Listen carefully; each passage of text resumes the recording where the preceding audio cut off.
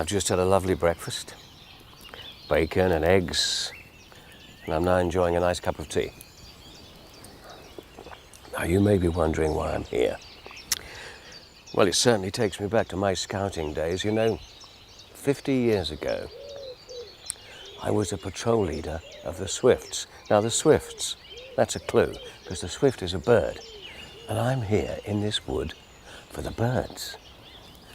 Because somebody told me that if I wanted to listen and hear a dawn chorus, I had to park myself in the middle of a wood at dawn. And do you have any idea what time dawn is this time of the year? And I'm terrible getting up in the morning, so last night brought my tent and stayed the night. And I'm so pleased I did, because it's been incredible. I mean, just listen to that sound.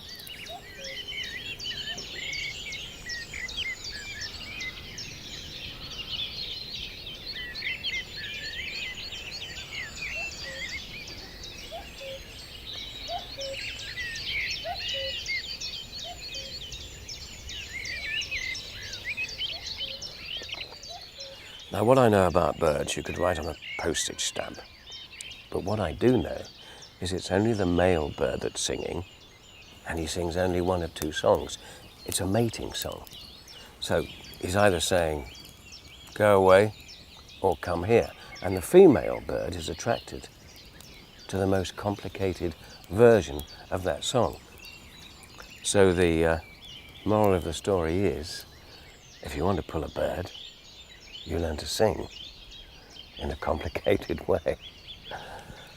So I'm going to sit here and finish my tea and listen to this amazing sound, the dawn chorus.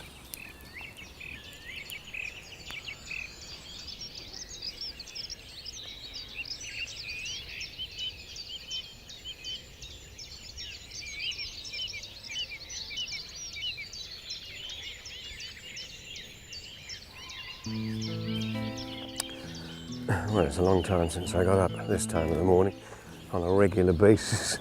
Takes me back to my National Service days. National Service. Square bashing, West Kirby, 1956. Yeah, I can still remember a couple of my corporals. Corporal Slater, Corporal Maund. Come here, you horrible little man, you. Yeah, I remember them all right. In fact, it was Corporal Maund that I based Oscar Blaketon on, and the character that I play in Heartbeat. Yes. And I was 18, he was 22, so he must be, what, 70 years old now? That's pretty old, isn't it? I wonder where he is, if he's still with us, which I hope he's not. I don't mean that, really.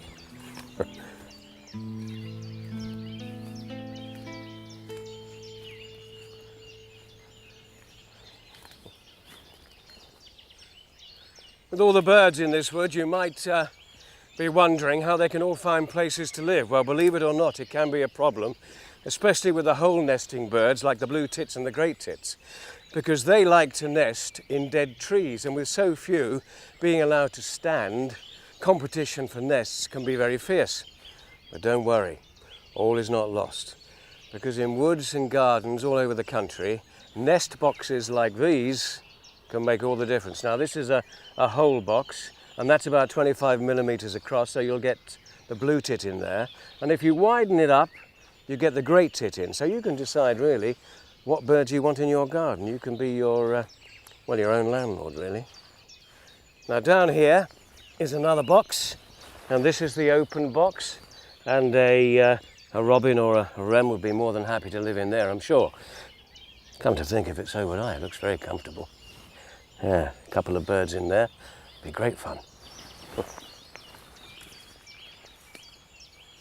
So you can either make these nest boxes yourself, or you can buy them ready-made. They come in all shapes and all sizes. Now, how do I know all this? Because I went along to the RSPB and I got these leaflets. So you can do the same, all right?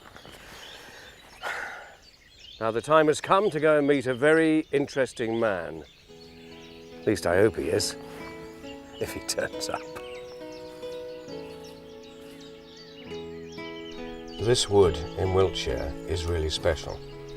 Because of the way it's managed, it has made it a very desirable place to live. That's why it's full of birds, as we've heard. The way the hazel is cut, or coppiced, is also important, because the person I'm about to meet relies on the new growth to keep him in business. You know, Bill, when I was told that I was going to meet a hurdle maker, I thought of, well, Colin Jackson and athletics. Now, why? Can you explain? What is a hurdle? You've heard of wattle and daub? Yeah. They make walls and things for sort of living in the old days. Well, this would have been the wattle. And attached to that then would have been your mud and your straw mixture to make it waterproof. I guess it's Wimpy Homes circa 1400. So the real name is wattle. It's actually a wattle. Wattles. So, yeah. so why do you call them hurdles? I don't really know, to be honest with you. Because in the ancient times they used to maybe jump over them. Probably That's how they enjoyed themselves. Yeah. What are you using? I mean, can you explain what tools you need to build these things? Yeah, basically, traditionally the whole job was done with a billock. One of these should do the whole job, Yeah. just about. Really? I use things like loppers now for trimming off the ends here. You need a lopper and a... Yeah, well, just a good bill hook actually is really what you need. I know, a lopper, yes, because it lops, but why is the bill hook called a bill hook? I think it's probably comes from the same sort of idea that called these wattles. So when we find out one, we'll probably find out the two. I guess because it's shaped like a bird's bill. It's actually made that shape because when you're splitting your rods, this is the bit that you use. Yeah. You don't actually cut the rod. You use this bit as a lever and you move it side to side. I see. And that actually, if you can imagine that's the wood, that actually forces the two halves apart.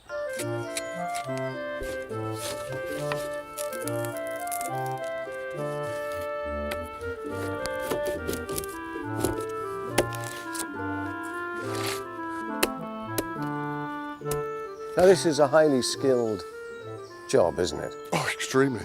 No, so could you train me and how long would it take? To actually make a hurdle, I could teach you in a day. And the more practice you get, obviously, the quicker and the better you'll get at it. A day? Yeah, you'd be able Well, to watching you, I mean, I think you're brilliant at it. A highly skilled man. I've been doing it 2 days. And that's probably... Oh, that's a nasty one. Yeah, mostly animal. What do you do with that when Hens. that happens? What do you do? Oh, God. Take it off and start Highly again. dangerous. If you're a piece of stick, yes. By splitting your rod in half, basically you cut down the weight of the finished hurdle by 50%. Your farmer would make maybe 4 of these, sometimes 6. And he'd leave a little hole in the middle here of each one, like it's about there. And what he'd do then is he'd get his 4 or his 6 hurdles, he'd put a stick through the hole, up on his back, and off he'd go up to the hills, and then he'd drum them off. And you just make a box, tie them at the top, put your sheep in for the night. Quite an important timber, really, hazel. And all the different things it's enabled us to do, like get out of the caves and get down onto the land and still have shelter. In the Dark Ages, we used to carry a nut, a hazelnut in your pocket. And that warded off your evil woodland spirits. Because they were a little bit like that in those days. Of course, they were all living in woodlands. You didn't have the M4 to travel about on those days, so it was all a little bit spooky, I should think, once it got a bit dark and you're out there amongst them trees. We're going to do a little twist on the end. Now, the idea of this is that by twisting the wood laterally, it goes fibrous along the grain and allows it to bend without snapping. And that that forms a nice lock to hold your end sails in. Because there's nothing worse than your hurdle falling apart when you're carrying it down the road.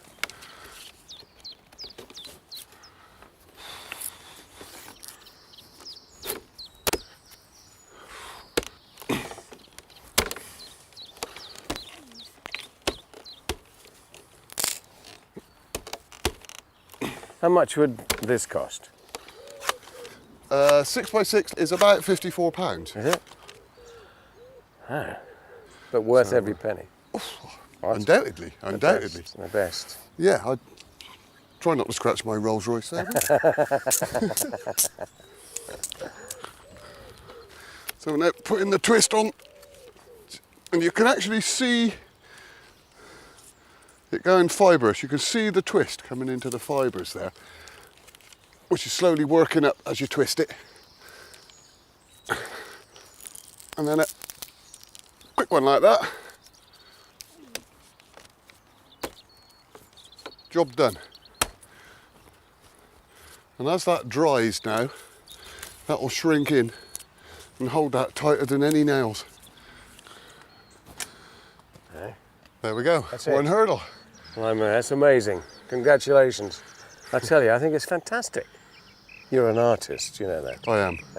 I'd like I can 6 only of those agree in with my garden this afternoon. you. All right, I better get on then.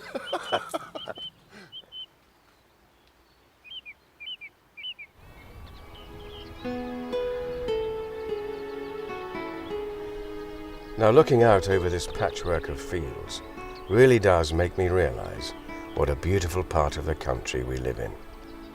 The trees and hedges not only give it its unique look, but they also play a big part in the grand scheme of things. Now, in this country there are over 500,000 miles of hedgerow, which occupies more land than all the nature reserves put together. Now, apart from acting as the obvious, like stock barriers, windbreaks and of course boundaries, the hedgerow is so important to the wildlife, acting as highways across the countryside, giving the more timid creatures a place to hide. Of course, many of our wildflowers take refuge in the base of the hedge, and the birds just love them, not only as a source of food, but also as a place to live. I used to be a high jumper. Ooh.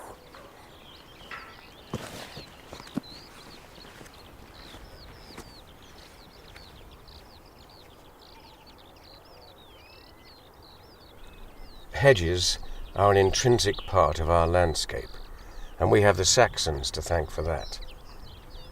The earliest written evidence of a British hedge is dated 816 AD, and that was in Somerset, no less. Ancient hedgerows are rich in wildlife. They support a wide variety of mammals, plants, and birds, and it's this diversity that we must protect, or we will lose something very special indeed. The blackbird is a common enough bird, and a typical brood numbers about 4. Both parents work dawn to dusk, keeping these little stomachs full, which in turn produces a lot of waste. Yuck.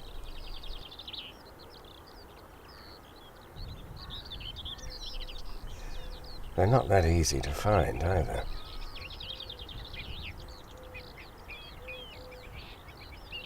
With a bit of luck, they'll hatch 4 or 5 broods, and nature only requires that 2 survive till next spring to keep the population stable.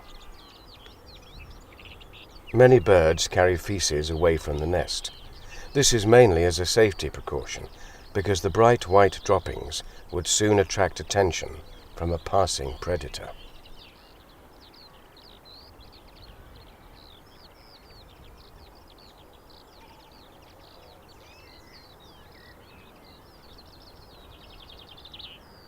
Now, way back in the 1700s, they planted 20,000 miles of hedgerow, mostly hawthorn or blackthorn.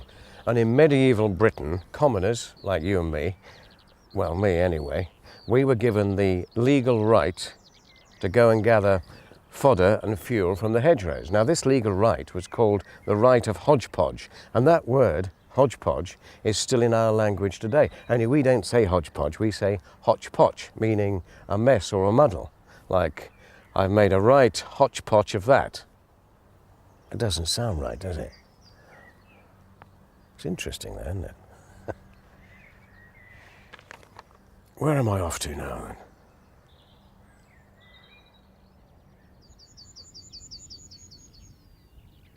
Meadows such as these are so rare these days, which is sad.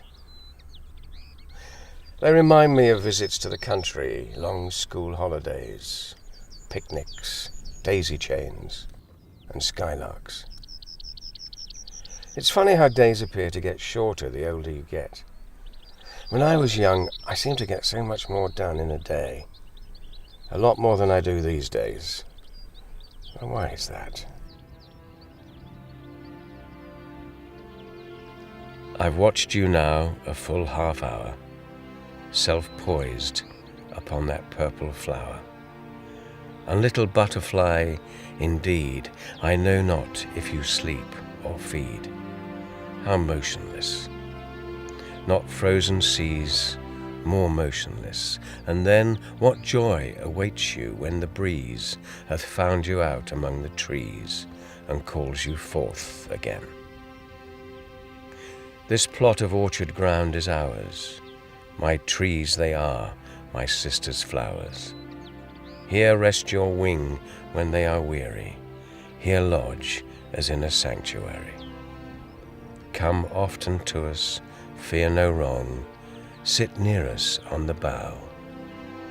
We'll talk of sunshine and of song, and summer days when we were young. Sweet, childish days that were so long as 20 days are now.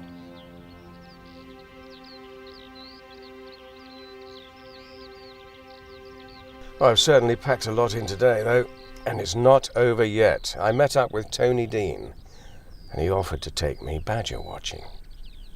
This is the first for me. I'm really looking forward to it. Now, Tony, we're sitting here waiting for the first badgers to appear. Now, you tell me, you've been watching badgers for the last, 21 years. Now, what is it that fascinates you about the badger? Yeah, it's a long, long time. Badgers are very fascinating animal. They really fascinate me. I've done for many, many years, obviously. Yeah. They're an animal that once you get to know them as a family group, you become part of that family. I am part of this family and have been for many, many years. Is that yep. one? One just showing itself there on the bank. Now, is that a male or female? That looks like the dominant male, usually the first male out. How can you tell? He's got a scar above the tail, and usually the first one out is the dominant male at this time of the year.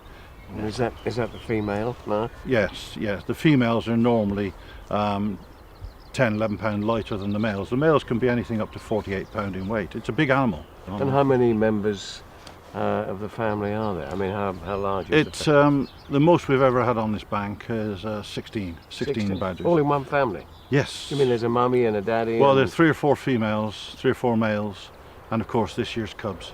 And when will the cubs come out? In a minute now? They'll be out any time now, as long as we don't disturb them.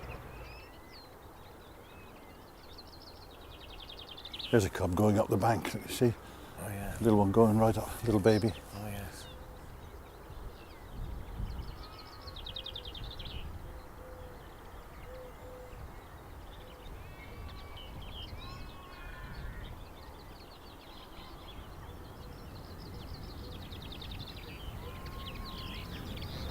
Now, Tony, I don't know much about badgers, but I understood that they only came out at night, and it's fairly light now, so... Well, yes. So why are they appearing?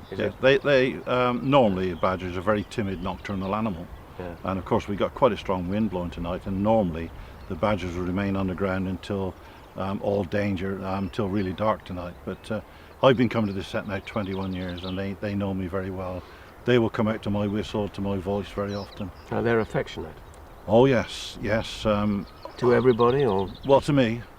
And to the family. But you're obviously very special. Anyway, but if you were up on that bank now, there wouldn't be a badger in sight.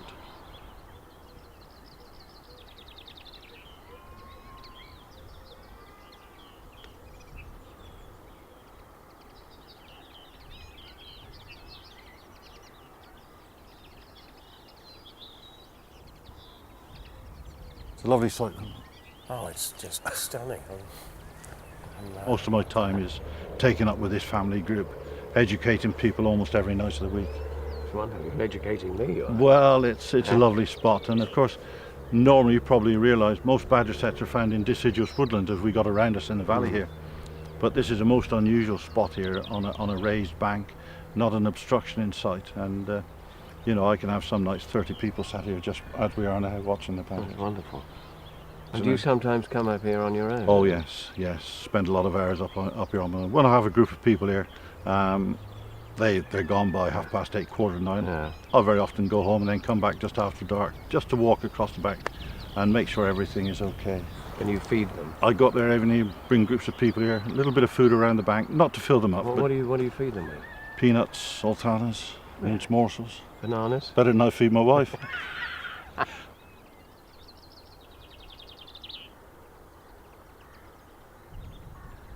I remember there was an episode of Heartbeat some years ago where it was all about catching the badger baiters. Yeah. Now, is that still going on today? Oh yes, yes. I mean, they just do it for sport, don't they? Yes, Which is extraordinary. there's really sick people. They get a kick out of seeing an animal being ripped to pieces, and the punishment doesn't do justice to the crimes these days. no. And it's got to change for all aspects of crime, not just badger baiting. Yeah. But you love the badger. Oh, I love the badger and everything about it, and when I can bring people here to see them, you know. So. And the badgers love you, Tony. That's right. Oh, they love me, all right. Maybe tonight they'll love me.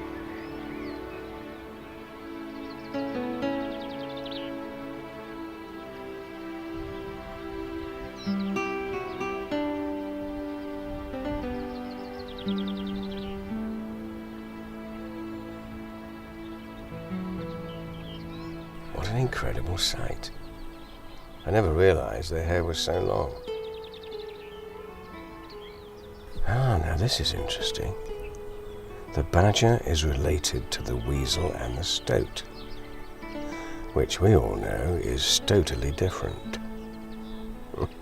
Couldn't resist that. It's getting late.